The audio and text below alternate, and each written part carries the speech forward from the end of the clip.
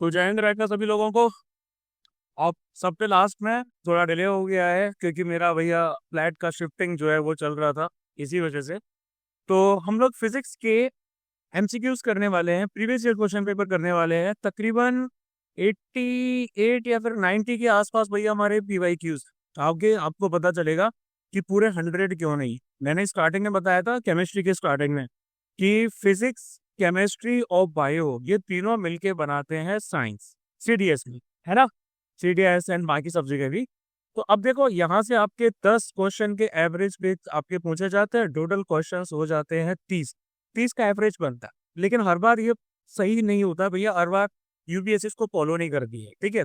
देखो ये पैटर्न हमारा केमिस्ट्री और बायो में तो काफी हद तक नहीं देखा गया, वहां पे आपसे 10-10 क्वेश्चन पूछे जाते हैं, लेकिन फिजिक्स में ये पैटर्न कई बार डेविएट कर दिया गया है। मोस्ट रिसेंटली सीडीएस 2024 में किया गया। क्यों था, कैसे था, ये सब मैं अब आपको आगे क्वेश्चन सॉल्व करते हुए बता दे। उससे पहले देखो भाई, आपका एग्जाम है परसों, यानी कि 13 अप्रैल, ठीक है।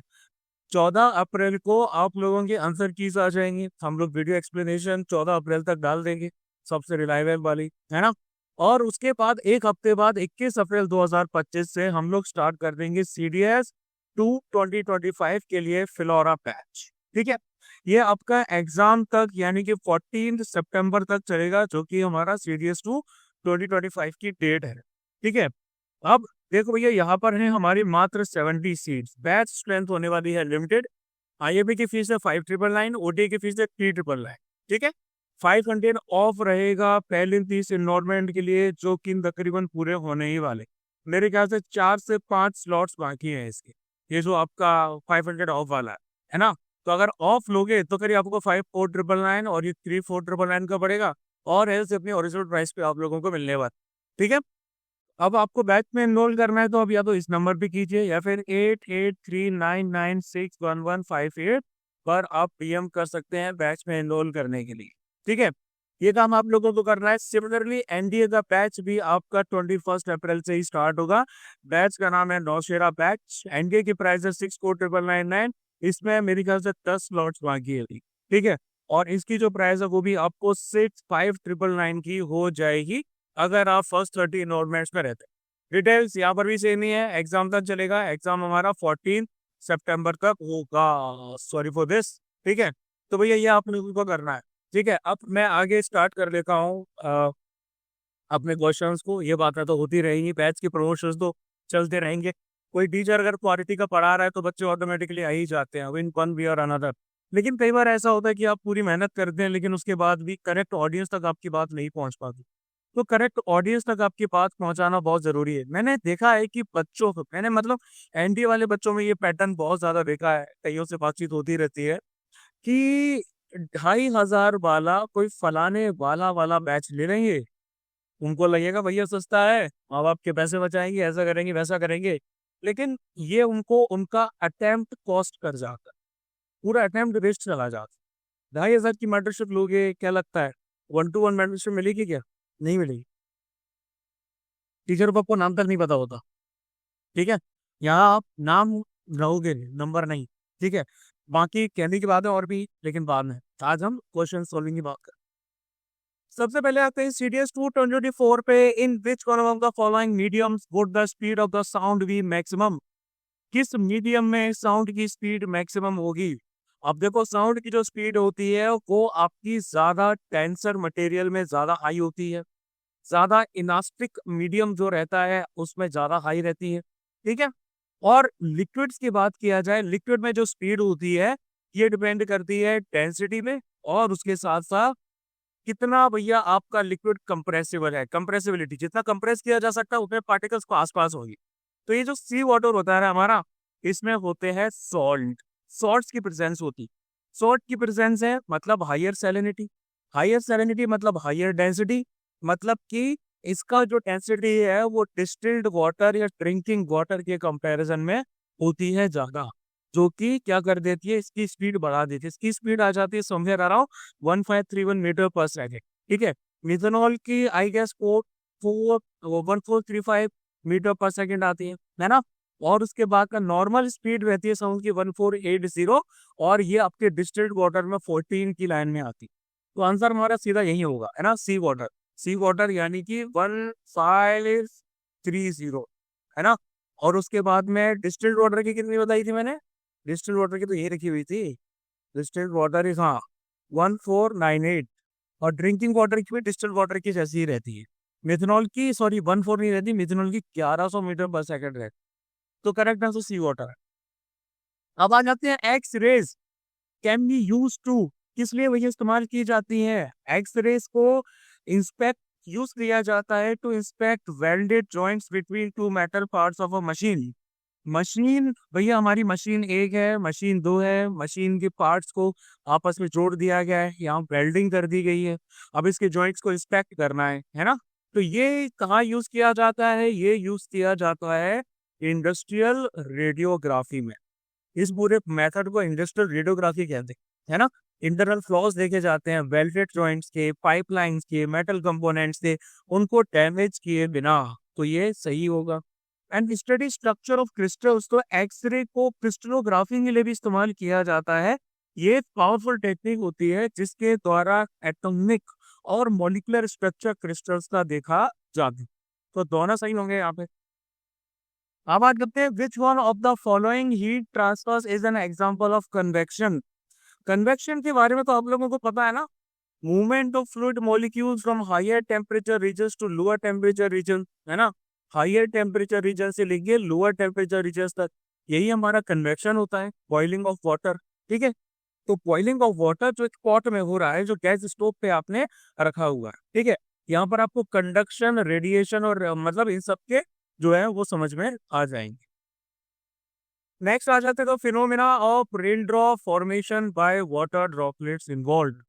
जो फिनोमिना होता है आपका, जिसमें इंद्रधनुष का फॉर्मेशन होता है ना, वाटर ड्रॉपलेट्स के जरिए। तो इसमें बेसिकली क्या प्रोसेस होता है ये पूछा जा रहा है ना। आप देखेंगे इसमें आपका रिफ्रैक्शन भी हो रहा है, तकरीबन 2 बार रिफ्रैक्शन होता है, और एक टोटल इंटरनल रिफ्लेक्शन होता है यहाँ पे। तो बोथ रिफ्रैक्शन और इंटरनल रिफ्लेक्शन ऑफ सनलाइट जो है वो यहाँ पर होते हैं। फिर उसके बाद which one of the following is the most appropriate reason for aircraft being equipped with conducting tyres. Aircraft में कंडक्टिंग टायर्स क्यों लगाए जाते हैं, इनमें से पूरा सही रीजन क्या है? तो देखो, फ्लाइट के समय एयरक्राफ्ट क्या करता है, एयरक्राफ्ट स्टैटिक इलेक्ट्रिसिटी इकट्ठा कर लेता है। ठीक है, क्या इकट्ठा कर लेता है? ये होता है फ्रिक्शन की वजह से जो एयर पार्टिकल्स के साथ होता है, और इंटरनल इलेक्ट्रॉनिक इक्विपमेंट के साथ होता है। ठीक है, तो जब ये लैंड करता है, तो अगर ये चार्ज को आपका सेफली डिसिपेट नहीं किया गया, डिस्चार्ज नहीं की गया, तो यहाँ पर आपके चिंगारियां उठेंगी, स्पार्क्स उठेंगी, जो कि बहुत डेंजरस होंगी, खासकर फ्यूल के आसपास। ठीक है, तो यहाँ पर ये प्रोसेस किया जाता है। इसका करेक्ट आंसर होगा for preventing sparks while they land on the ground. ठीक है, और हाँ, लाइटनिंग के समय, लाइटनिंग प्रोटेक्शन जो है आपकी इसमें लिखा गया, light they can transfer the charge accumulated on their surface during lightning. तो लाइटनिंग के समय सिनेरियो अलग रहे। लाइटनिंग प्रोटेक्शन जो है वो भी आपकी स्टैटिक डिस्चार्जर्स होते हैं, उनके थ्रू किया जाता है। ठीक है, और बाकी के एलिमेंट्स होते हैं उनके द्वारा, सॉरी, बाकी के, हाँ, एलिमेंट्स वगैरह था उनके द्वारा। और उसके बाद में ये दे can transfer the charge accumulated on their surface by being rubbed by air particles. ठीक है, लेकिन ये कंडक्टिंग टाइम वाला फिनोमेना नहीं बता रहा है हमारा, है ना। और they can transfer the charge accumulated on their surface due to in flight operation of several gadgets. ये भी कंडक्टिंग टाइप्स वाला फिनोमेना नहीं बता, तो ऑप्शन डी ही होगा हमारा। अब उसके बाद which of the following statements of person suffering from presbyopia is are correct? They can not distinguish colours. देखो, प्रेस बायोपिया हाइपरोपिया के जैसा ही होता है, सिम्टम्स कई बार एक जैसे होते हैं। क्लोज ऑब्जेक्ट्स आपको ब्लर अपीयर होते हैं, जिसको प्रेस बायोपिया होता है, और ये नेचुरल एजिंग प्रोसेस है आई, उसकी वजह से होता है ना। तो यहाँ पे कलर वाली तो कोई सीन ही नहीं है, ये एजिंग के साथ में होता है। अब इसको करेक्ट करने के लिए क्या कर सकते हैं? ये आपको करेक्ट करने के लिए कॉन्वेक्स लेंस पहन सकते हैं, पॉजिटिव पावर वाले कॉन्टैक्ट लेंस भी जो है उनको यूज कर सकते हैं। ठीक है, और अगर आपके मायोपिया और प्रेस बायोपिया दोनों आते हैं, तो बाइफोकल लेंस यूज करते हैं, जिसमें कॉनकेव और कॉन्वेक्स लेंस दोनों रहते हैं, या फिर जिनको प्रोग्रेसिव लेंस कहा जाता है, जो कि उनकी रिफ्लेक्टिव डिजाइन का पार्ट होते हैं। तो आंसर यहाँ पर हो जाएगा 3। ठीक है, मतलब यहाँ पे हमारा जो है 2 और 3 विल बी करेक्ट। ना a sound wave having frequency of 300 hertz is travelling in an unknown medium. एक अननोन मीडियम में भैया इतनी फ्रीक्वेंसी लेके ट्रैवल कर रही है, इसकी वेवलेंथ के बारे में हमें कुछ नहीं पता। ठीक है, अब अगर इसकी फ्रीक्वेंसी में पता है, अगर ये ट्रेवल करती है a distance equal to 150 times its wavelength in time T, तो वैल्यू टी की क्या हो। सबसे पहले देख लेते हैं हमें क्या दे रखा है। हमें दे रखी है फ्रीक्वेंसी जो कि है 300 हर्ट्ज। डिस्टेंस जो उसने ट्रेवल किया है ना, तो डिस्टेंस है 150 टाइम्स ऑफ वेवलेंथ। ठीक है, 150 गुना ज्यादा। टाइम टेकन भैया हमें पता नहीं है। अब सीधी सी बात है, ये फॉर्मूला दे रखा है हमका, wavelength equal to speed of light और फ्रीक्वेंसी। इसको थोड़ा सा मॉडिफाइड किया जाए तो speed of light equal to wavelength into frequency आ जाएगा, है ना। और इसके साथ साथ स्पीड का फॉर्मूला और क्या होता है, v equal to T upon T, ये भी होता है। अब अगर आप दोनों को इक्वेट करोगे तो आपको एफ लैम्डा 150 लैम्डा, ये जो टी की पावर आ गई, और नीचे आ गया आपका टी। लैम्डा से लैम्डा हुआ कैंसिल, एफ है भैया हमारा 300, 150 इंटू 2, तो फिर कितना हो जाएगा। एक सेकंड एक सेकंड एक सेकंड, कैलकुलेशन थोड़ी गलत कर दी मैंने। नहीं, सही तो किया। टी इधर चला जाएगा हमारा, और 2 हमारा ऐसे आ जाएगा, तो 0.5 सेकेंड्स आ जाएगा आंसर। ठीक है, फिर 0.5 सेकेंड है, आ गया होगा समझ लो मेरे ख्याल से।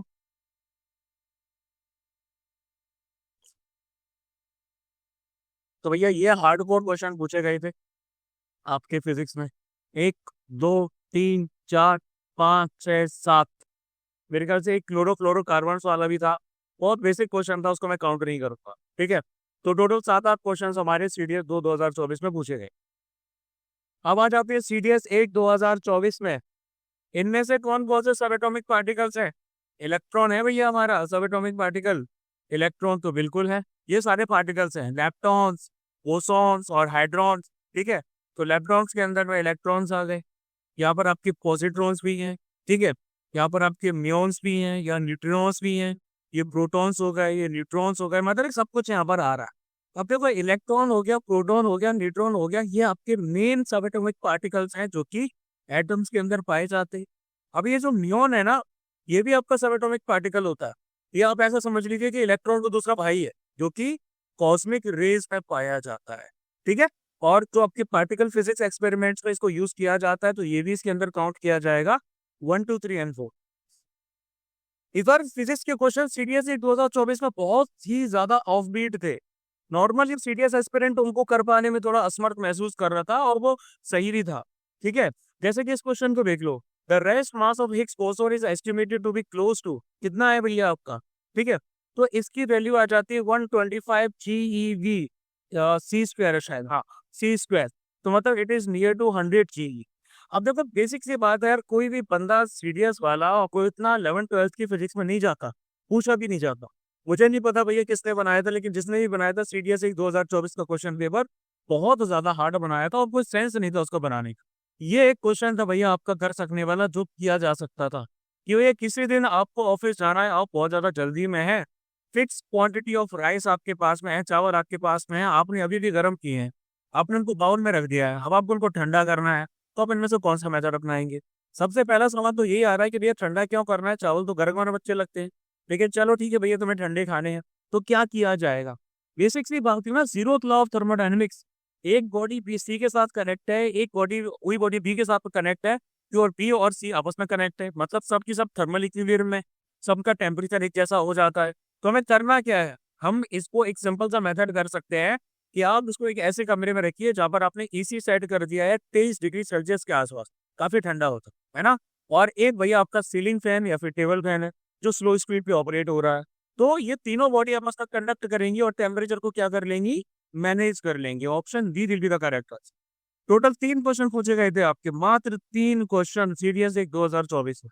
तो जो लोग ये सोच के चल रहे थे ना कि पूरे 30 क्वेश्चन साइंस में आएंगे, एकदम से यूपीएससी ने सरप्राइज देके शायद, मेरे ख्याल से ओवरऑल क्वेश्चन 20 या फिर 21 पूछे गए। ठीक है, तो झटका कभी भी लग सकता है, तैयार रहें।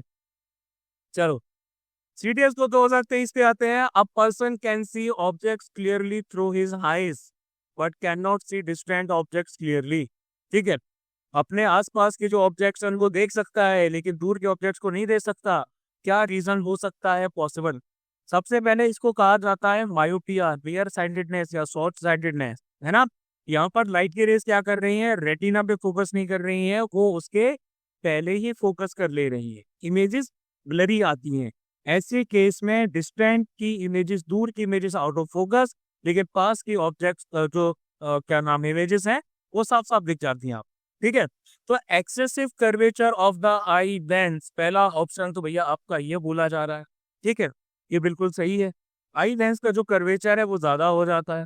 The eyeball has become too small, नहीं, आई बॉल स्मॉल नहीं होती है, आई बॉल इलोंगेट हो जाती है। ठीक है, वो ऐसे बढ़ जाती तभी तो भैया पहले बना रहा है। ठीक है, and the focal length of the eye lens is too large, नहीं ये भी नहीं होगा। तो ऑप्शन आएगा 1 and 4 ओनली। अब एक जर्नी को कंसिडर करते हैं जहां पर एक कार है हमारी, जिसको रिप्रेजेंट किया गया है इस ग्राफ के द्वारा। उसने ये अपना पूरा डिस्टेंस कवर किया है, ये इसका डिस्टेंस हो गया 3 पार्ट्स में। यहाँ पर इसकी स्पीड वी ए रही है, यहाँ पे बी बी रही है, यहाँ बी सी रही है। डिस्टेंस और टाइम का भैया ये ग्राफ है। अब इसमें पूछा जा रहा है स्पीड का ऑर्डर। अब डिस्टेंस टाइम ग्राफ में स्पीड को रिप्रेजेंट किया जाता है इस ग्राफ के स्लोप के जरिए। ठीक है, इसको speed equal to distance upon time का फॉर्मूला तो आपको पता ही होगा। अब देखो सीधी सी बात है, अगर यहाँ पर आपका जो ग्राफ है, स्लोप है, वो स्टीप है, काफी ज्यादा खड़ा है, तो मतलब कि हायर स्पीड। आप इस सेगमेंट को देखो, यहाँ पे स्लोप काफी मॉडरेट है, मतलब स्पीड जो है वो टाइम के साथ धीरे धीरे इंक्रीज हो रही है। ये काफी ज्यादा स्टीपर है, मतलब कि स्पीड ए से तो ज्यादा है ना, बी की स्पीड ए से तो ज्यादा है। और यहाँ पे स्लोप काफी ज्यादा जेंटल है, मतलब कि बहुत कम स्पीड है, इवन ए से भी कम है। तो यहाँ पर सबसे ज्यादा स्पीड होगी बी की, फिर ए की, फिर आएगी सी की। अब उसके बाद आते हैं आप concave mirror of radius of curvature 50 centimetre. Concave mirror है हमारा, रेडियस ऑफ कर्वेचर जो है उसका वो है 50 सेंटीमीटर। ठीक है, उसको यूज किया जा रहा है एक इमेज बनाने के लिए, एक ऑब्जेक्ट की जो 25 सेंटीमीटर की दूरी पे रखा है। अब 25 सेंटीमीटर मतलब कि फोकस, है ना। हमारा जो कर्वेचर होता है वो फोकस का ट्वाइस ही को होता है ना। तो भैया इस केस में इमेज मिरर की कहाँ बनेगी? ये क्लासिक एग्जाम्पल आपका बन रहा है कहाँ पे, कि ऑब्जेक्ट को जब हम फोकस पे रखते हैं तो रियल इमेज आपकी बनती है इन्फिनिटी में। साइज इमेज का ऑब्जेक्ट से बहुत ज्यादा है, आंसर होगा इन्फिनिटी। अगर चंद्रमा को हम थोड़ा सा पास में ले आते हैं अर्थ के, है ना, इतना पास ले आते हैं कि डिस्टेंस अर्थ से उसका आधा हो जाता है, अभी जितना डिस्टेंस है उसके कंपैरिजन में, तो ग्रेविटेशनल फोर्स ऑफ अट्रैक्शन अर्थ और मून के बीच में कैसे एक्ट करेगी? यहाँ पर न्यूटन का लॉ ऑफ यूनिवर्सल ग्रेविटेशन आ जाता है, F equal to G m1 m2 upon R square. F यानी कि ग्रेविटेशनल फोर्स, जी यानी कि ग्रेविटेशनल कांस्टेंट, m1 और m2 मतलब हमारे अर्थ और मून के मासेस हो गए, और r भैया हो गया इनके बीच का डिस्टेंस। अब r आपका हो गया है कम, मतलब r इस तो अब हो चुका है r/2। तो नया हमारा जो बनेगा इक्वेशन वो बनेगा जी m1 m2 और यहाँ बनेगा r/2 स्क्वायर, है ना। यहाँ से अगर आप देखोगे तो जी m1 m2 r square by 4, और उसके बाद में ये 4 भैया यहाँ, सॉरी ये 4 यहाँ नहीं जाएगा, ये 4 यहाँ आएगा, और ये बनेगा आपका 4 जी m1 m2 bye r square. तो भैया ये तो ये वैल्यू आ गई, तो मतलब 4f हो गया। तो f dash equal to 4f, मतलब ग्रेविटेशनल फोर्स आपकी ओरिजिनल वैल्यू के 4 गुना ज्यादा हो जाएगी। 4 गुना ज्यादा मतलब increase to 4 times of its original value. Next आते हैं sonic boom is produce when a source of sound travels at the speed of. ठीक है, सोनिक बूम्स के बारे में आपको पता है, स्पीड ऑफ साउंड यानी कि मैक 1, है ना। अब मैक 1 पे जैसे ही आप उसको क्रॉस करते हो, आप जैसे ही स्पीड ऑफ साउंड को क्रॉस करते हो, वैसे ही क्या होता है, सोनिक बूम प्रोड्यूस होता है। फाइटर जेट्स के द्वारा इसको प्रोड्यूस किया जाता है। थोड़ा ज्यादा डिटेल देखना हो ना तो इस पूरे डायग्राम को अच्छे से एनालाइज कर लेगा। Next, the following diagram shows a pendulum at different positions P Q R S T. इनमें से कौन सा स्टेटमेंट सही है? अब देखो, आपको पता है कि पेंडुलम आपकी जो है वो मैक्सिमम पोटेंशियल एनर्जी कब लेगी? अपने एक्सट्रीम्स पे लेगी। मतलब ये पॉइंट हो गया, टी पॉइंट हो गया, यहाँ पर लेगी, हाईएस्ट पोजीशंस पे है। और मिनिमम पोटेंशियल एनर्जी उसकी लोएस्ट पोजीशन पे होगी, जो कि मीन पोजीशन है, एवरेज वाला, जो कि है आर आपका, है ना? तो the pendulum has minimum potential energy at positions P and T, जो कि गलत है। The pendulum has minimum potential energy at position Q and S, ये भी भैया गलत है ना? The pendulum has minimum potential energy at position R, ये बिल्कुल सही आंसर है ना? और the pendulum has same potential energy at all positions, जो कि गलत रहे। उसके बाद, in which of the following media is the speed of the sound maximum? Speed of sound maximum कहाँ होती है? स्पीड ऑफ साउंड, देखो भैया, ये आपका speed of sound in solid है, ठीक है? स्पीड में आ जाती है 5100 मीटर पर सेकेंड। पहली बात तो ये है। उसके बाद, हाँ हाँ, स्टील में जब मैक्सिमम पूछा जा रहा है ना, तो ऑक्सीजन और वाटर को तो अब इक्वेशन से हटा ही दे, यहाँ तो नहीं हो सकती। ये हमारा गैस आ गया, ये हमारा लिक्विड आ गया। मेन खेल चल रहा है स्टेनलेस स्टील और ग्लास के बीच में। अब ग्लास की कितनी होती है? 4540 मीटर पर सेकेंड, और ग्लास भी हट जाएगा, ऑप्शन आएगा stainless steel. Now a charge particle moves through a magnetic field be with a velocity v. Which one of the following statement is true for the force experienced by the particle? ये हमारा base है Laurent force law, ठीक है? कि भैया F जो force है हमारी, एक चार्ज पार्टिकल पे लगी हुई है, तो मैग्नेटिक फील्ड से मूव कर रहा है, तो इक्वेशन बनेगी क्यू वी इंटू पी, है ना? क्यू हमारा चार्ज है पार्टिकल पे, ये बी हमारा वेलोसिटी वेक्टर ये बी हमारा मैग्नेटिक फील्ड वेक्टर एफ हमारा मैग्नेटिक फोर्स है ना? तो मैग्नीट्यूड फोर्स का होगा F equal to Q B sine theta. ये थोड़ा 11th वाला आ जा रहा है ना? जब यहाँ पर आपका थोड़ा ऐसे आए ना, तो फिर यहाँ पर आप उसको छोड़ दो, ठीक है? अब उसके बाद में थीटा आपका क्या है? थीटा आपका एंगल है बी और बी के बीच वाला, ठीक है? अब थीटा अगर हमारा 0 डिग्री या फिर 180 डिग्री होता है, तो पैरेलल या एंटी पैरेलल होगा, मतलब साइन थीटा 0 होगा तो फोर्स 0 हो जाएगी।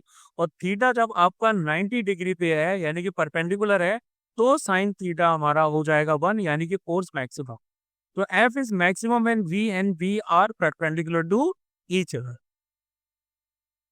अब आगे आ जाते हैं, which one of the following is the correct relationship between Celsius and Fahrenheit temperature scale? ये फ़ारेनहाइट है, ये सेल्सियस है ना? ये सेल्सियस और फ़ारेनहाइट की इक्वेशन है, आपको दे रखी है, इसके बेसिस पे आपको जो है इसको डिटरमाइन कर ले, ठीक है? अब देखो, डिटरमाइन करने में सीधी सी बात है, आप इसके बेसिस पे जाइए, इसकी कैलकुलेशन अगर आप करेंगे तो आपको आंसर कौन सा मिलेगा? आपको आंसर मिलेगा ये, F equal to 9/5 degree Celsius plus 32। Calculation कर लेना, यही आंसर आएगा, ठीक है? समय बता रहा हूँ आपका, कैलकुलेशन आप इस इक्वेशन के बेसिस पे आराम से कर सकते। अब आ जाते हैं, which one of the following statements is correct regarding the travel of a light beam from a rare to a denser medium? ठीक है, देखो, हमारी एक लाइट बीम ट्रेवल कर रही है, ये रेयर मीडियम है, एयर, ग्लास हमारा थोड़ा डेंसर मीडियम आ जाता है ना? तो आप सबको पता है कि लाइट जब एयर से ग्लास में जाएगी, तो लाइट स्लो डाउन कर जाती है और डायरेक्शन अपनी चेंज कर लेती है ना? मतलब ये इसकी डायरेक्शन होनी थी, लेकिन ये थोड़ा मुड़ गई है, ये नॉर्मल यानी कि 90 डिग्री की तरफ, लेस टेंस से ज्यादा टेंस वाले में जाएगी, रिफ्रैक्टेड लाइट बेंड कर जाएगी टूवर्ड्स द नॉर्मल, है ना? तो यहाँ पर क्या आंसर होना चाहिए? यहाँ पर आंसर सिंपल होना चाहिए कि लाइट बीम जो ट्रेवल कर रही है रेयर मीडियम से टेंस मीडियम में, वो स्लो डाउन करेगी और नॉर्मल की तरफ बेंड कर जाए। Basic answer. यहाँ क्वेश्चन पूछे गए थे पूरे 10, 1 2 3 4 5 6 7 8 9 10 क्वेश्चन। सीरियस एक 2023 पे आते हैं। एक इंसान ने एक पटाखा चलाया, ठीक है, एक क्लिफ के सामने, और उसका इको उसको 5 सेकंड बाद सुनाई दिया, जब वो क्या बोलते हैं चढ़ गया, फट गया। तो डिस्टेंस क्लिफ का उस इंसान से, ठीक है, कितना था? अगर स्पीड ऑफ साउंड 340 मीटर पर सेकेंड थी, ठीक है? अब देखो, distance equal to speed into time, ठीक है? अब यहाँ पे हम लगा रहे हैं 2, टू क्यों लगा रहे हैं? टू इसीलिए लगा रहे हैं क्योंकि ये है इको। इको आपका ऐसे आता है ना। इको आपका क्या रहता है, ये पहाड़ी तक जाना और वापस आना, इसलिए हमने टू से डिवाइड किया है इसको। स्पीड ऑफ साउंड हो जाती है 340 मीटर पर सेकेंड। टाइम हो जाता है इको के लिए 5 सेकेंड, है ना। तो डिस्टेंस हमारा होगा 340 इंटू 5 डिवाइड बाई 2। ये हो गया 5, 0, 5 को 20, 2 68, 5 की 15, 16, 17 डिवाइड बाई 2, 2 8 16, 25 100, 100 यानी कि 50, ये हो गया 850 मीटर। ये हो गया आंसर। कैलकुलेशन ऐसी आ पाती है यार, शुरू से आदत पड़ी हुई है। ठीक है, चलो। कंसिडर द फॉलोइंग स्टेटमेंट्स और the microphone in the speaker of a mobile phone. Microphone convert करता है साउंड को मैकेनिकल सिग्नल में, क्या ये सही है? बिल्कुल गलत है ना। माइक्रोफोन साउंड यानी कि एकॉस्टिक एनर्जी को इलेक्ट्रिकल सिग्नल में क्या करता है, कन्वर्ट करता है, sound to an electrical signal, ये हमारा सही होगा। ठीक है, मैकेनिकल सिग्नल फाइनल आउटपुट नहीं होता। And the speaker converts a mechanical signal to sound, तो ये भी भैया हमारा गलत है। स्पीकर क्या करता है, इलेक्ट्रिकल सिग्नल को साउंड यानी कि अकॉस्टिक एनर्जी में कन्वर्ट करता है ना। तो ये आपका सही है, यानी कि 2 and 4 करेक्ट आंसर। एक 100 वाट का इलेक्ट्रिक बल्ब यूज किया जाता है 10 hours a day. How many units of electrical energy are consumed by the bulb in 3 days? 3 दिनों में कितनी यूनिट भैया कंज्यूम कर लेता है? एक यूनिट की वैल्यू 1 किलोवाट आ। ठीक है, पावर की बात करेंगे यानी कि 100 volt, sorry watt, 0.1 kilowatt हो गया। टाइम हमारा कितना आ रहा है पर डे के हिसाब से देखा जाए 10 घंटे, है ना। टाइम और ड्यूरेशन कितनी है, ड्यूरेशन है आपकी 3 दिन। ठीक है, अब अगर आप डेली कंजप्शन निकालेंगे यानी कि power into time, 0.1 kilowatt into 10 घंटे, तो आ गया आपका 1 किलोवाट आवर पर डे। ठीक है, अब 3 दिन के लिए इसको निकालो तो इंटू हो जाएगा 3 किलोवाट पर आवर। तो टोटल एनर्जी कंज्यूम हुई है 3 यूनिट्स। अब उसके बाद area under the velocity time graph for a particle moving in a straight line with uniform acceleration. ये कांस्टेंट वेलोसिटी एक्सीलरेशन, है ना। वेलोसिटी टाइम ग्राफ है भैया आपका for uniform motion of a car. अच्छा सॉरी, मैंने यूनिफॉर्म मोशन ले लिया क्या? चलो ठीक है, बात सेम ही है यहाँ पे, बात सेम ही हो गई। हाँ, एक सेकेंड एक सेकेंड।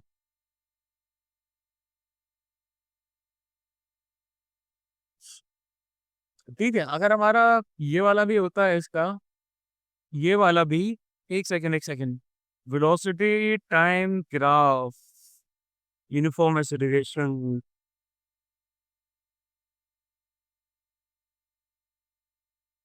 इसका सीधा ही होना चाहिए। नहीं नहीं, हाँ इसका ये वाला होगा। My bad my bad my bad, मैंने पहले इसको अगर सही दिया था, उसको मैंने बाद में गलत कर लिया।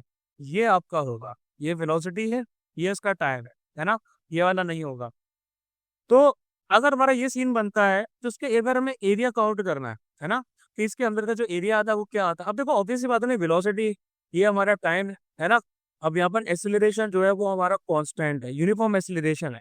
ठीक है, तो इस केस में ये हमारा एक पॉइंट हो जाता है, ये हमारा एक पॉइंट हो जाता है। इन दोनों के बीच का जो एरिया है वो आपको क्या देगा, ये आपको देगा नेट डिस्प्लेसमेंट देना चाहिए ना। नेट डिस्प्लेसमेंट ही देता है। एक सेकेंड ये सर, हाँ डिस्प्लेसमेंट ही रहता है, नेट डिस्प्लेसमेंट ही रहता।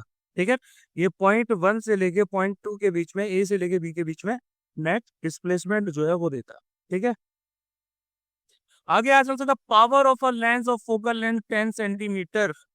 ठीक है, ये देखो भैया, ये आ गया आंसर आपका, T=1F, है ना।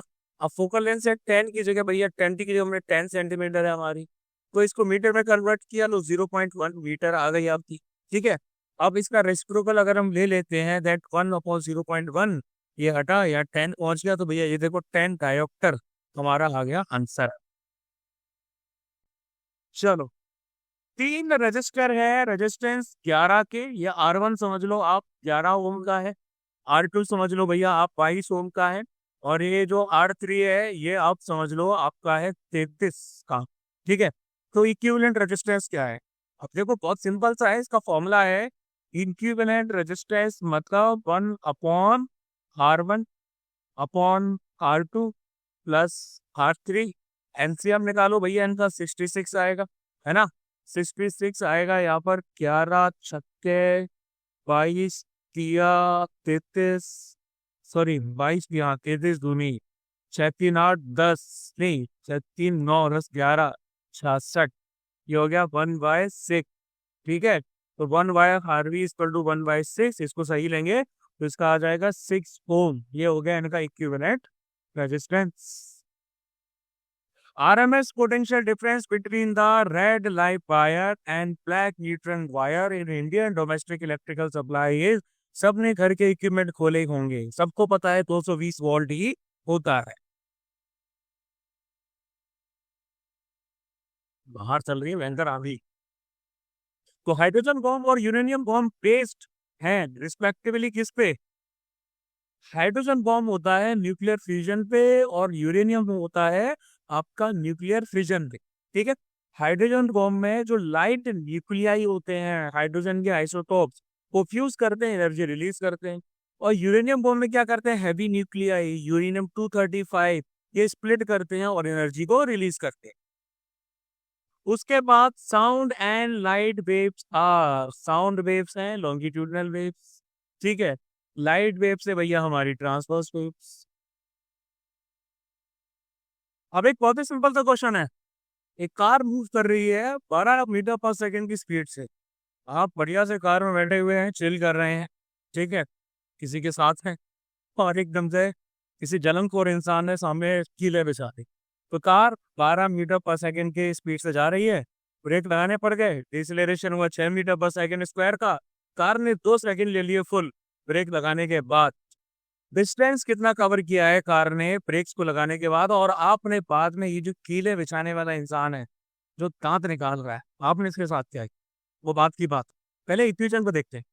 इनिशियल स्पीड है 12 मीटर पर सेकेंड, डिसलेरेशन हुआ है -6 मीटर पर सेकेंड स्क्वायर, डिसलेरेशन इसलिए माइनस लगाया गया।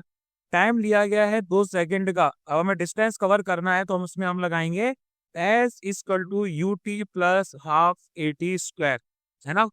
आप इसमें वैल्यूज डाल दीजिए, 12 इंटू 2 ये हो गया प्लस हाफ का -6 और ये हो गया 2 स्क्वायर।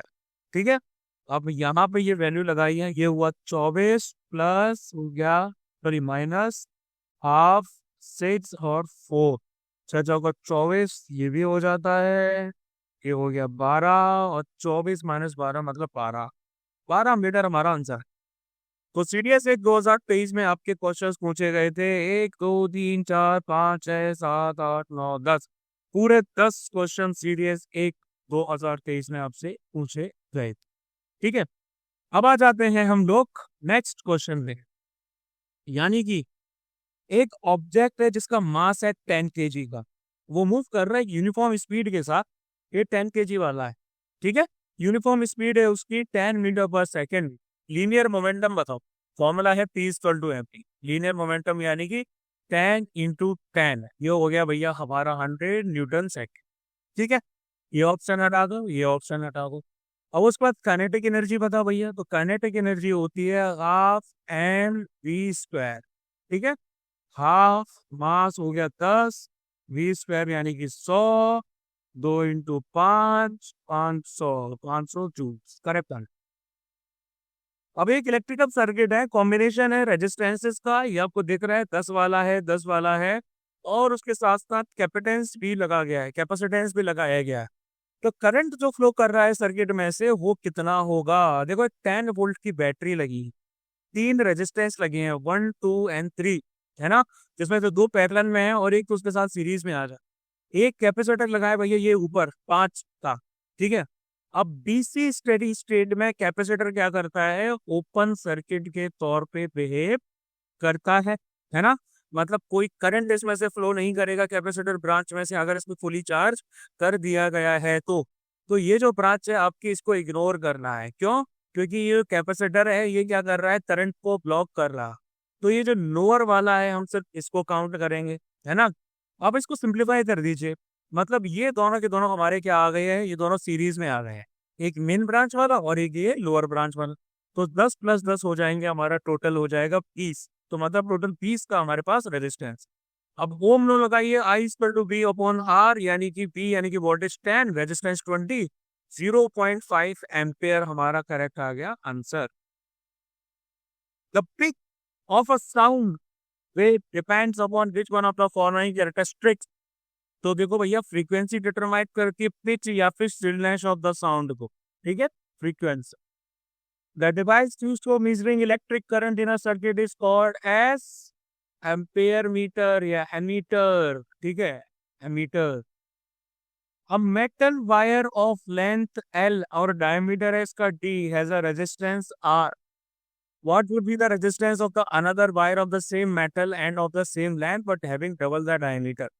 देखो, ओरिजिनल जो हमारा वायर है उसकी लेंथ है L, डायमीटर है D, रेजिस्टेंस है R। अब नया वायर जो है, जो न्यू वायर है, उसकी लेंथ भी भैया आपकी L है ना। दूसरे वायर का रेजिस्टेंस पता करना है, सेम मेटल का है, सेम लेंथ का है, लेकिन डायमीटर डबल है। मतलब इसका जो डायमीटर है वो है 2D। तो रेजिस्टेंस किसी वायर का कैसे होता है, R = ρL/A, है ना। ये रहता भैया हमारा। अब रो यानी कि रेजिस्टिविटी। रेजिस्टिविटी सेम होती है भैया मटेरियल के लिए। अब यहाँ पर मेटल सेम है तो मटेरियल से सेम ही होगी आपकी। सॉरी, रेजिस्टिविटी सेम है, लेंथ भी सेम। ये यानी कि नॉन फ्रैक्शनल एरिया, ये हो गया भैया हमारा यहाँ पे, है ना। अब डायमीटर जिसका डी है उसका हम एरिया कैसे निकालेंगे, एरिया रहता है πd² / 4।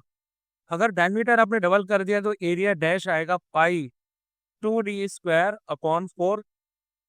इस पूरी इक्वेशन को सॉल्व करोगे तो π4d²/4, πd², 4 से 4 कैंसिल हो गए, है ना। तो भैया अब ये जो नया एरिया है ये कितना है, ये 4 गुना ज्यादा है आपके पुराने एरिया का। ठीक है, आंसर आएगा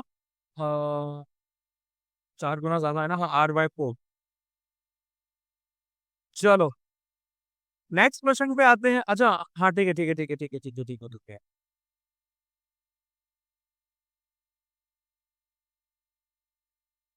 A' πd² आ गया। हाँ, ठीक है, ठीक है, ठीक है, ठीक है। R डैश को अगर हम करेंगे तो ρL/A' आ जाएगा, ρL।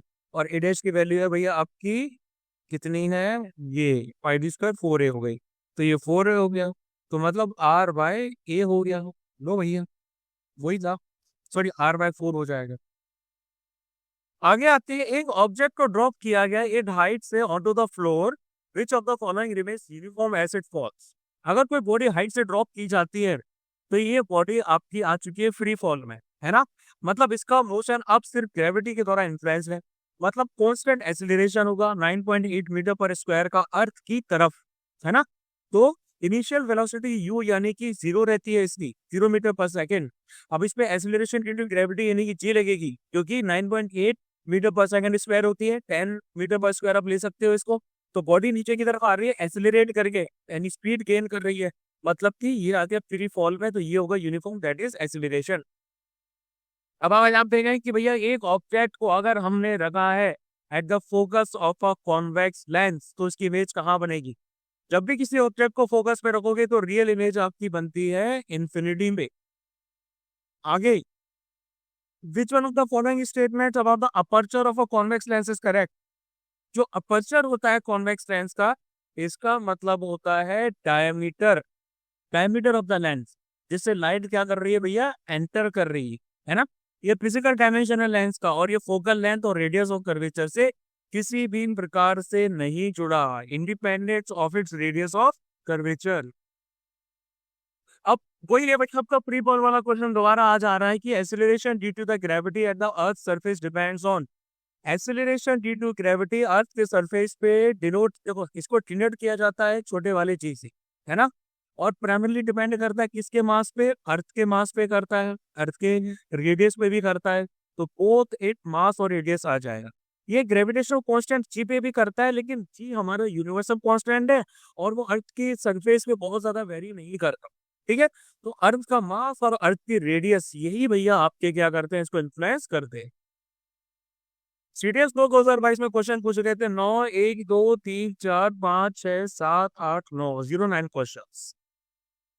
अब आगे आते हैं।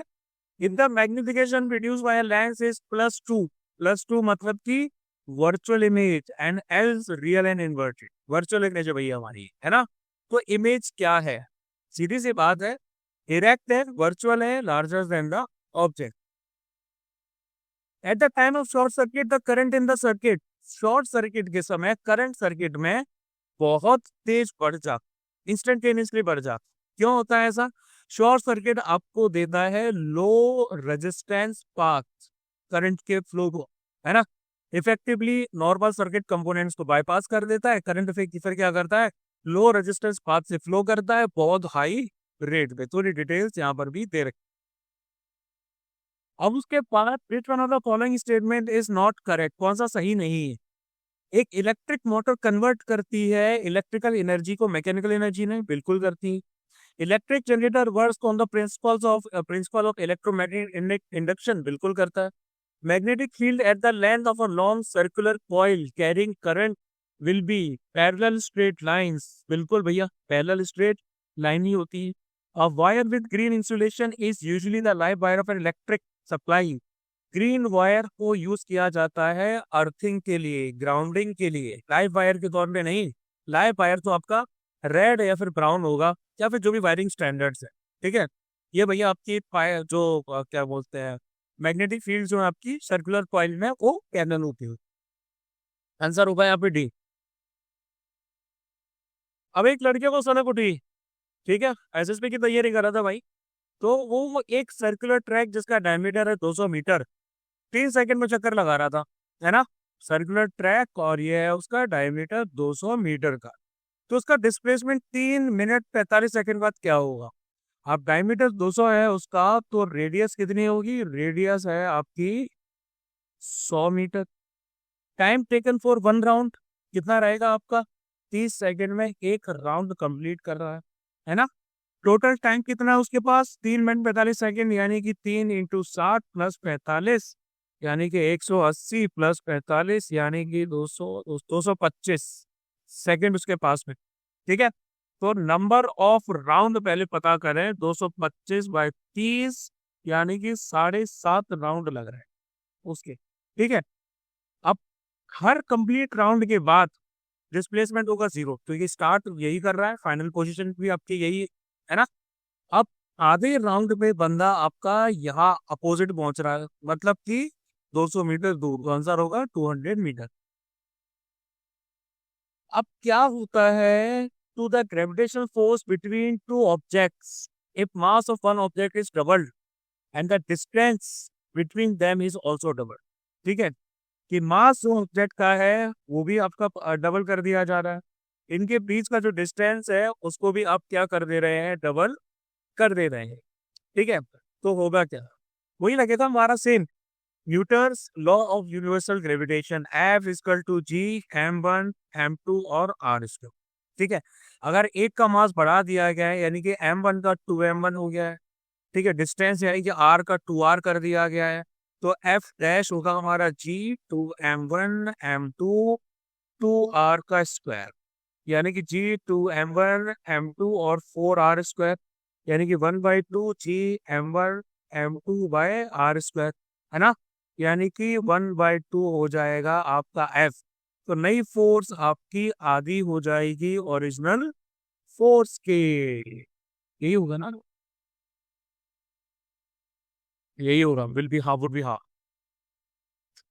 An object weighs 9 Newton on the surface of the Earth. What would be its weight when measured on the surface of planet where the acceleration due to gravity is 9 times that of the surface of the Earth?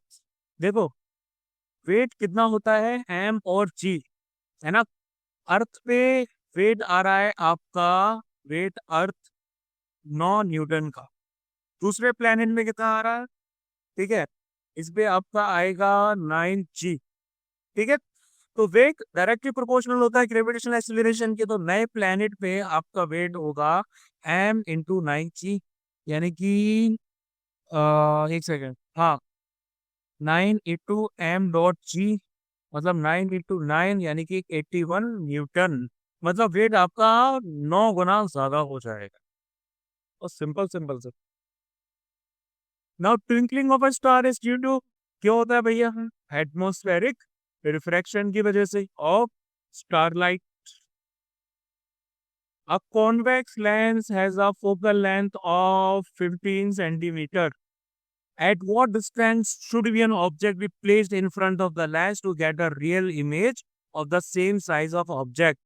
तो जब कोई भी object centre of curvature में रखा जाता है तो real image बनती है दूसरे सेंटर ऑफ कर्वेचर, साइज भी सेम रहता है ना। तो फोकल लेंथ अगर हमारा 15 है तो सेंटर ऑफ कर्वेचर हो जाएगा 30, यानी कि आंसर रहेगा 30 सेंटीमीटर। यहाँ पर है 1 2 3 4 5 6 7 8, टोटल 8 क्वेश्चन आपसे पूछे गए। Where should be an object be placed in front of a convex lens to get a real and enlarged image of an object? वही सिंपल क्वेश्चन दोबारा आ गया, ठीक है। मतलब कि जहां पर हमारा सीडीएस 2021 खत्म हुआ वहीं से सीडीएस 2022 स्टार्ट हो गए।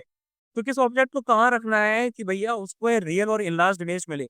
तो ऑब्जेक्ट को जब रखा जाता है सेंटर ऑफ कर्वेचर और फोकस के बीच में तो रियल इमेज बनती है पीछे, और ये बनती है बहुत ज्यादा बड़ी।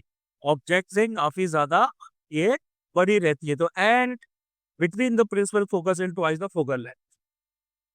The magnetic field line inside a current carrying long solenoid are in the form of, तो ये हो जाती है पैरेलल स्ट्रेट लाइंस, ठीक है।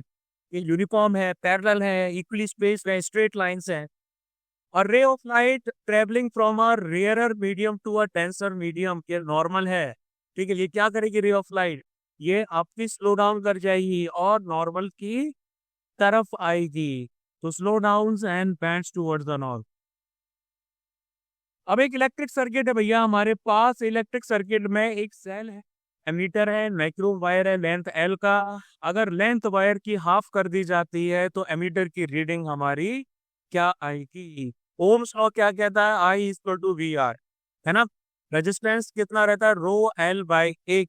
लेंथ हमने हाफ कर दी तो रेजिस्टेंस हो गया आधा, क्योंकि रेजिस्टेंस डायरेक्टली प्रोपोर्शनल होता है लेंथ के। तो नया रेजिस्टेंस है आर डैश, मतलब कि आर बाई टू। वोल्टेज हमारा कांस्टेंट ही रहेगा तो I dash will be V upon R dash, मतलब कि V equal to R by two, यानी कि 2 वी आर, और ये हो गया 2 आई, ठीक है। मतलब हमारा आंसर क्या निकला? इसका आंसर आएगा, एक second,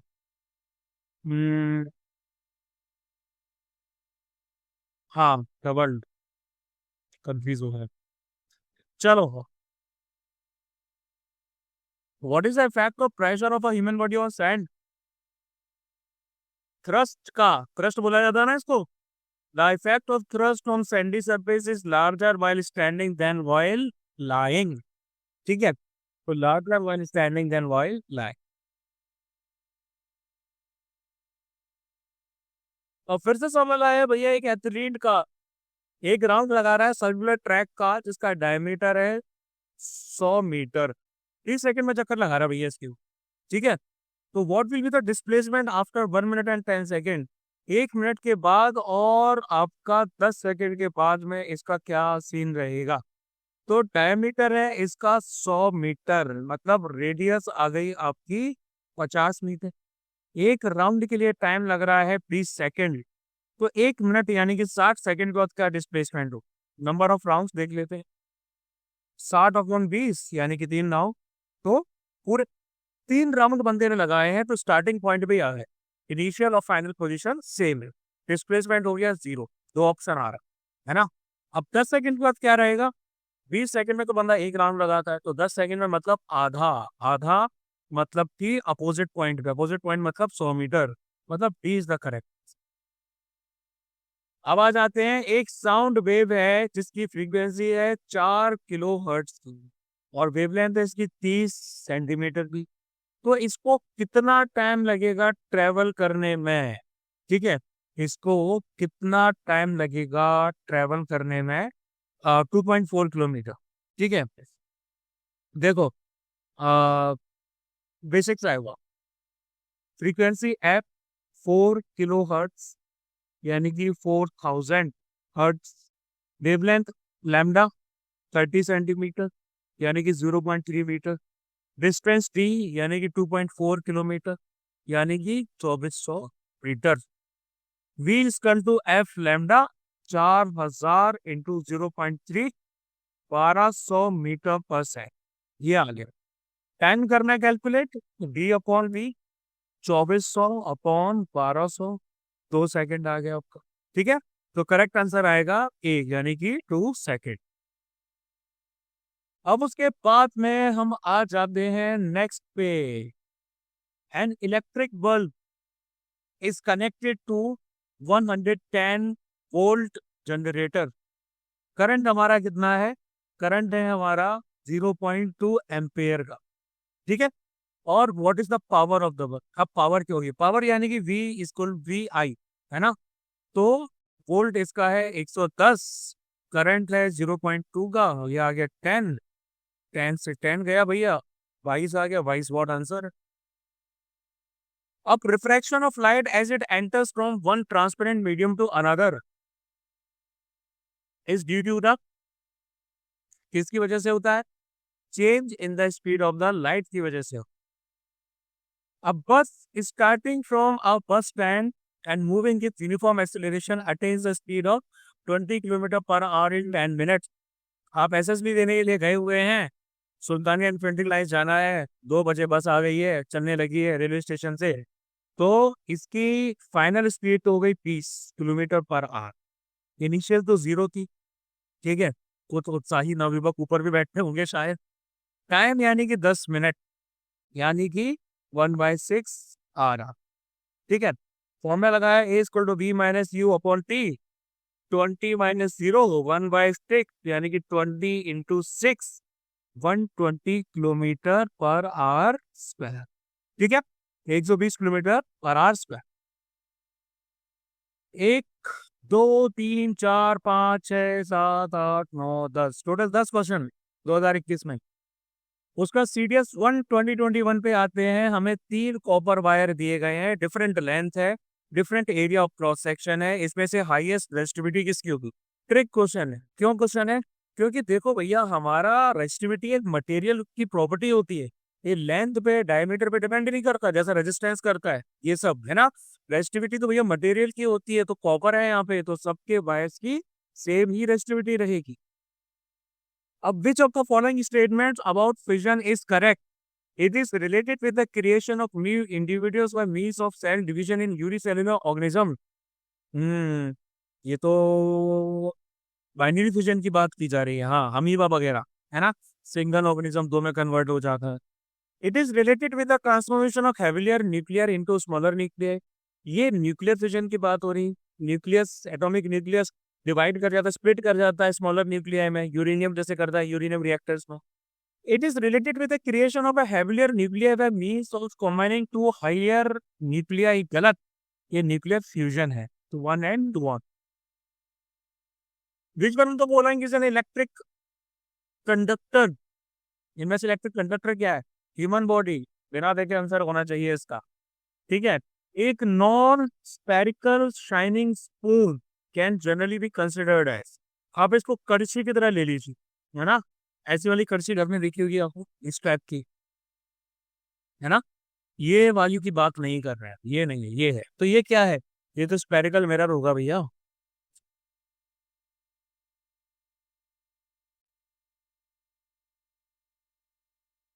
Now, who among the following is a pioneer in discovering the heating effect of electric current?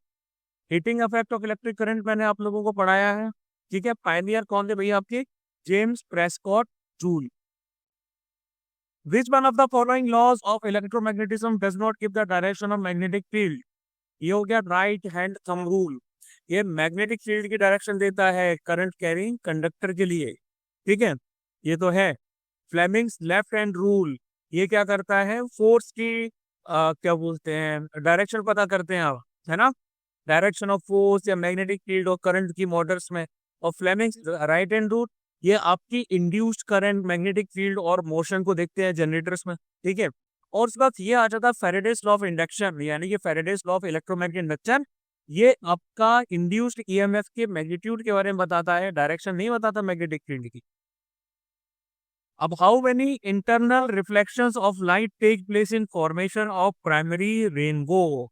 तो इंटरनल रिफ्लेक्शन तो होते हैं आपके एक। The direction of acceleration in uniform circular motion is related to direction perpendicular to velocity. ये देखो भैया, direction, ये वेलोसिटी, ऐसा। The weight of an object is due to, mass और वेट के कंसेप्ट मैंने बताए थे, है ना। तो वेट किसी ऑब्जेक्ट का किसकी वजह से होता है? The force that it exerts on the ground, यानी कि acceleration due to gravity. The size of particles being studied in nano technology is about, बहुत बेसिक है, 1 से लेकर 100 नैनोमीटर। बहुत जल्दी जल्दी आंसर आ रहे हैं। 1 2 3 4 5 6 7 8 9 10। साइंस ऐसा सब्जेक्ट है जिसमें आप अच्छा खासा रिवीजन करके जाओ, पूरे 30 में से 30 नंबर ला सकते हैं। साइंस वाले तो एटलीस्ट ला सकते हैं। अब हम बात करेंगे, अगर लीनियर मोमेंटम मूविंग ऑब्जेक्ट का डबल हो जाता है फोर्स की एप्लीकेशन की वजह से, तो काइनेटिक एनर्जी का क्या हो? Linear momentum P equal to mv, kinetic energy half mv square. ठीक है, मतलब काइनेटिक एनर्जी आपकी एक्सप्रेस की जा सकती है P स्क्वायर बाई 2m के मामले में। ठीक है, अब अगर मोमेंटम डबल हो जाता है, यानी कि P का हो जाता है 2P, तो के ई डैश होगी कितनी? 2P square by 2m, 4P square by 2m, 4P square by 2m, है ना। मतलब कि ये, सॉरी, 4 काइनेटिक एनर्जी तो इंक्रीज बाय 4 टाइम्स। आगे बात करेंगे, अगर डिस्टेंस दो ऑब्जेक्ट्स का इंक्रीज कर दिया जाता है 2 गुना, 2 टाइम्स, तो ग्रेविटेशनल फोर्स क्या रहेगी? वही सिंपल खेल, F is equal to G m1 m2 r square. ये ग्रेविटेशनल फोर्स है, ग्रेविटेशनल कांस्टेंट है, मास दो ऑब्जेक्ट्स का आ जाता है, आर के बीच का डिस्टेंस है, आर को आपने 2r कर दिया, है ना। तो एफ डैश कितना हुआ? जी m1 m2, 2r स्क्वायर हो जाएगा हमारा, यानी कि 4r स्क्वायर, यानी कि f/4 ये हो जाएगा भाई आपका f/4। ठीक है, तो f/4 से क्या पता चलता है? That is d, decrease by 4 times. Which one of the following statement with regard to the ultraviolet light is not correct? कौन सा सही नहीं है? ठीक है, ये एक इलेक्ट्रोमैग्नेटिक वेव है, बिल्कुल इलेक्ट्रोमैग्नेटिक स्पेक्ट्रम का पार्ट है। वैक्यूम के थ्रू ट्रेवल कर सकती है, बिल्कुल, ये भी आपका वैक्यूम के थ्रू ट्रेवल कर सकती है, कोई मीडियम नहीं चाहिए होता है इसको। It is a longitudinal wave, गलत, ये हमारी ट्रांसवर्स वेव्स होगी। ठीक है, और इस wavelength is shorter smaller than that of visible light, तो बिल्कुल भैया इसका जो वेवलेंथ है विजिबल लाइट से होता है कम। Option C is the correct answer. If the speed of light in air is represented by c and speed in a medium is v, then the refractive index of the medium can be calculated using the formula n is equal to c upon v. चलो, which of the following lenses will bend the light rays through largest angle? अब देखो कौन सा lens bend करता है light को largest angle से, तो इसके लिए हमें मैग्नीट्यूड देखना पड़ेगा लेंस का पावर में, कैरेक्टर्स, यानी कि डी में। जितनी ज्यादा वैल्यू पावर की ज्यादा होगी उतना ज्यादा स्ट्रॉन्ग लेंस, है ना। तो greater the bending of light rays, तो यानी कि इसको देख लो भैया आप, है ना, इसका मैग्नीट्यूड है 2, इसका है 2.5, इसका है 1.5, इसका है 2। ठीक है, करेक्ट आंसर होगा भैया हमारा lens with power plus 2.5D, मतलब ग्रेटेस्ट मैग्नीट्यूड ऑफ पावर, तो भैया लाइट को ज्यादा बेंड भी करे। अब एक ल्यूमिनस ऑब्जेक्ट को आपने रखा है 40 सेंटीमीटर दूर, एक converging lens, focal length 25 centimetre का, कन्वर्जिंग लेंस यानी कि कॉन्वेक्स लेंस। इमेज ऑब्टेंड आपको कौन सी हो रही है? ठीक है, इसका एक सिंपल आंसर है, एक थोड़ा टेक्निकल आंसर है। मैं आपको थोड़ा टेक्निकल आंसर बताता हूँ। यू भैया हमें दे रखा है -40 सेंटीमीटर ऑब्जेक्ट हमारा, क्योंकि लेफ्ट में आ जाता है ना, तो निगेटिव में है। फोकल लेंथ है एफ, यानी कि 25 सेंटीमीटर। कन्वर्जिंग लेंस के लिए फोकल लेंथ पॉजिटिव होती है। लेंस फॉर्मूला लगाओ, 1/f equal to 1/v minus 1/u। यहाँ से आपको v की वैल्यू जो है, एफ और ई भी दे रखी, वो निकल के आएगी 66.7 सेंटीमीटर की। कैलकुलेशन मैंने थोड़ी पहले कर ली। ठीक है, तो v जो है वो आपका ग्रेटर देन 0 है, तो इमेज रियल है और other side of the lens यानी कि इस तरफ है। ठीक है, अब मैग्निफिकेशन निकालना है, m equal to v upon u, तो 66.7 माइनस 40, मैग्निफिकेशन आ गया -1.67। नेगेटिव मैग्निफिकेशन मतलब इमेज है इन्वर्टेड। ठीक है, मैग्निफिकेशन अगर 1 से ज्यादा है तो इमेज होती है मैग्निफाइड। तो यहाँ आएगा आंसर हमारा इन्वर्टेड एट मैग्नीफाइड। अब एक लाइट रे एंटर कर रही है into glass medium from water at an angle of incidence 0। ठीक है, वाटर से क्या कर रही है, ऐसे ऐसे एंटर कर रही है। What would be the angle of refraction? तो लाइट रे जब एंटर करती है water to glass, angle of incidence यानी कि 0 डिग्री है, नॉर्मल के अलोंग ही है, तो बेंड नहीं करेगी। क्यों? क्योंकि वो सरफेस को एंगल पे हिट नहीं कर रही है। इसमें उसका पता है ना, n1 sine I, n2 sine R, I मतलब कि 0 है, साइन थीटा आपका 0 हो गया, तो n1 0, n2 हो गया साइन आर, साइन आर भी 0 मतलब 0, सब कुछ 0। Now, which one of the following phenomena verifies the fact that light travels much faster than sound? यार बहुत इजी है। थंडरस्टॉर्म अभी बाहर चल रहा था, है ना। थंडरस्टॉर्म के समय सबसे पहले हम बिजली चमकते हुए देखते हैं, फिर उसके बाद साउंड आता है, उसका थंडर बाद में आती है, दोनों सेम टाइम पे होते हैं। लाइट ट्रेवल करती है 3 × 10⁸ मीटर पर सेकेंड। साउंड ट्रेवल करता है 343 मीटर पर सेकेंड पे एयर में, है ना। मतलब लाइट ज्यादा तेज ट्रेवल कर रही है। Now, which one of the following combinations of source and screen would produce sharpest shadows in opaque object? देखो, एक पॉइंट सोर्स और एक ओपेक स्क्रीन, है ना। पॉइंट सोर्स जो लाइट का होता है ये वेल डिफाइंड और शार्प शेडो देता है। क्यों? लाइट की रेज आपकी सिंगल डायरेक्शन से जा रही होती हैं। ओपेक स्क्रीन लाइट को ब्लॉक करती है, शेडो को क्लियरली अपने ऊपर फॉर्म होने देती है। ठीक है, क्वेश्चंस थे भैया हमारे 1 2 3 4 5 6 7 8 9, टोटल 9 क्वेश्चन थे। सबसे लास्ट आ जाते हैं सीडीएस 1 2020 में। The property of sound waves that determines the pitch of the sound is its frequency. Which one of the following is not a property of X-rays? X-rays की कौन सी प्रॉपर्टी नहीं है? ठीक है, देखो, X-rays are not reflected by magnetic field, बिल्कुल सही, ये प्रॉपर्टी नहीं। They have high penetration length in matter, बिल्कुल सही। Their wavelength is much smaller than that of visible light, अभी थोड़ी देर पहले देखा तो। करेक्ट आंसर है ये। They are deflected by electric fields। X-rays आपकी चार्ज पार्टिकल्स नहीं होती, इलेक्ट्रोमैग्नेटिक वेव्स होती हैं, तो इनको इलेक्ट्रिक क्या बोलते हैं, या मैग्नेटिक फील्ड से रिफ्लेक्ट नहीं किया जा सकता। Now, which one of the following is not true about the image formed by a plane mirror? Plane mirror के बारे में कौन सा हमारा अनुमान सही नहीं? सेम साइज रहती है ऑफ सब्जेक्ट के, बिल्कुल रहती है। लैटरली इन्वर्टेड रहती है, बिल्कुल उल्टी दिखाई देती है। ठीक है, रियल इमेज होती है, वर्चुअल होती है। ठीक है, और उतनी ही दूर बनती है जितनी दूर आपका ऑब्जेक्ट मिरर के सामने हो। पेरिस्कोप में दो प्लेन मिरर्स को रखा जाता है किस एंगल पे? 45 डिग्री के एंगल पे एक दूसरे से। If the speed of light in air is 3 × 10⁻meter per second, तो speed of light in a medium of refractive index 3/2 is 3/2 में कितना रहे? तो देखो v = c/n आ जाता है। v यानी कि speed of light in the medium, c यानी कि आपका speed of light in air, और n आपका आ जाता है रिफ्रैक्टिव इंडेक्स।